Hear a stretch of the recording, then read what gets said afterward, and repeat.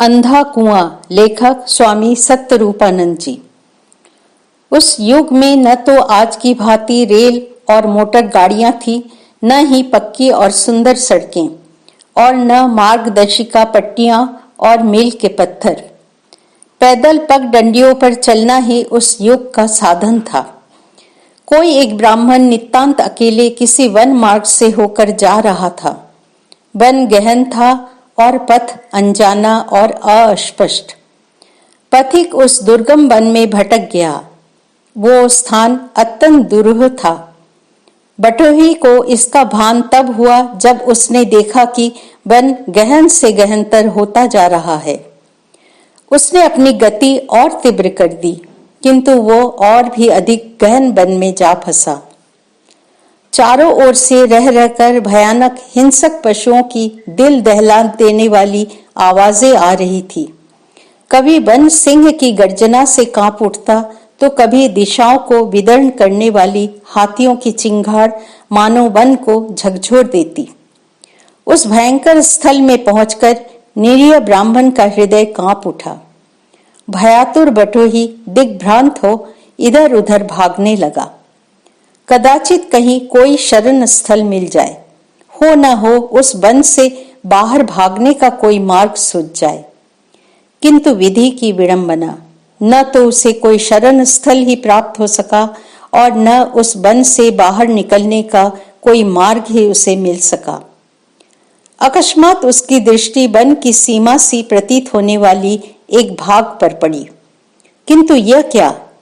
वो विशाल वन एक बड़े जाल से ढका हुआ है तथा एक विभत्स स्त्री ने उसे अपनी दृढ़ भुजाओं से जकड़ रखा है। यह विचित्र दृश्य देखकर ब्राह्मण भय से विक्षिप्त सा हो उठा और शीघ्र ही वहां से भागने का प्रयत्न करने लगा। वहां पास ही एक अंधा कुआं था, जो जंगली लताओं से ढके होने के कारण दिख नहीं रहा था। भागने के प्रयत्न में ब्राह्मण थोड़ी दूर आगे जाकर उस अंधे कुएं में गिर पड़ा। नियति के नियंत्रण की परिधि में दिक् काल सहित समस्त ब्रह्मांड परिचालित है। पथिक कुएं के तल में न गिरकर उन लताओं में फंसकर उल्टा लटक गया, जिन्होंने कुएं को आच्छादित कर रखा था। कुछ क्षणों के लिए तो पथिक अचेत सा हो गया। जब उसकी चेतना लौटी तो उसने देखा कि एक मोटी लता के सहारे लटका हुआ है। इतने में ही उसकी दृष्टि कुएं के नीचे पड़ी। वो चीख उठा। उसने देखा वहां एक विकराल विषधर फन फैलाए बैठा है, मानो इस प्रतीक्षा में है कि जैसे ही वो निरीह ब्राह्मण नीचे गिरे वो उसे निगल जाए। उसने भय से अपनी आंखें मीच ली। कुछ क्षणों के पश्चात जब उसने पुनः आंखें खोली तो ऊपर का दृश्य देखकर उसका हृदय भय से विदीर्ण हो उठा।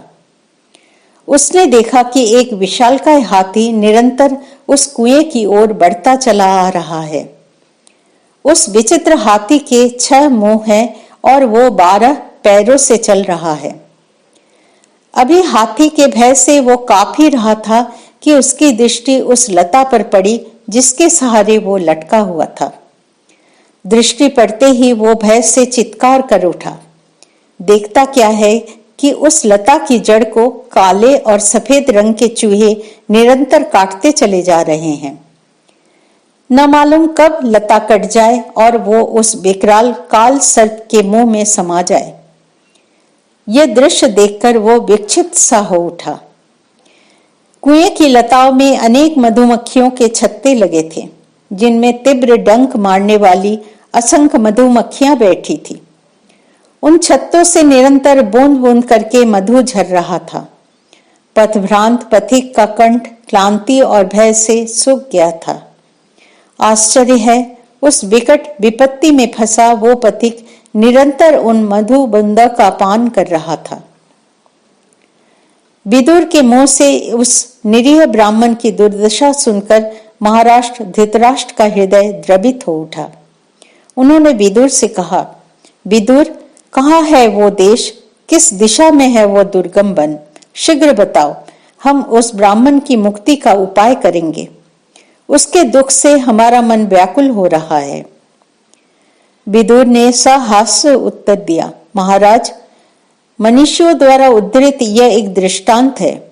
इसे भली भांति समझ लेने पर मनुष्य को सन्मार्ग पर अग्रसर होने की प्रेरणा मिलती है और अंत में वो सभी दुखों से मुक्त हो परम आनंद में अवस्थित हो जाता है। धृतराष्ट्र ने उत्सुकता पूर्वक कहा, अच्छा विदुर, शीघ्र ही तुम हमें इस कथा का मर्म समझाओ। विदुर ने निवेदन किया, महाराज, जिसे दुर्गम स्थल कहा गया है वो यह संसार ही है। भयंकर वन संसार के ही जटिल स्वरूप की उपमा है। वन की सीमा पर जो भयंकर नारी खड़ी है उसे मनुष्यों ने रूप और कांति की नाशक वृद्धावस्था कहा है। अंधे कुएं की उपमा शरीर के लिए है जिसमें गिरकर अज्ञान के कारण आत्मा फंसी हुई है। कुएं के भीतर बैठा विशाल विषधर काल या समय का द्योतक है। कुएं पर आच्छादित लता जिसके सहारे ब्राह्मण लटक रहा है मनुष्य के जीवन की आशा है। राजन, कुएं के ऊपर 6 मुख वाला हाथी जो निरंतर आगे बढ़ रहा है संवत्सर की सूचना देता है। वर्ष के 6 ऋतुएं ही उसका 6 मुख है। 12 महीने उसके 12 पैर हैं। काले और सफेद रंग के चूहे जो जीवन लता को सतत काट रहे हैं दिन और रात्रि के सूचक हैं। मधुमक्खियां हमारी अनंत कामनाओं की प्रतीक है। मधु की टपकती बूंदे कामनाओं की क्षणिक पूर्ति से होने वाले आनंद की ओर इंगित करती है। यह ऐसा कमनीय रस है जिसमें सभी व्यक्ति डूब जाते हैं, किंतु जो विवेकशील व्यक्ति हैं वे ज्ञान और वैराग्य के शस्त्र से इस भयावह संसार के बंधनों को काटकर सदैव के लिए दुखों के पार हो जाते हैं।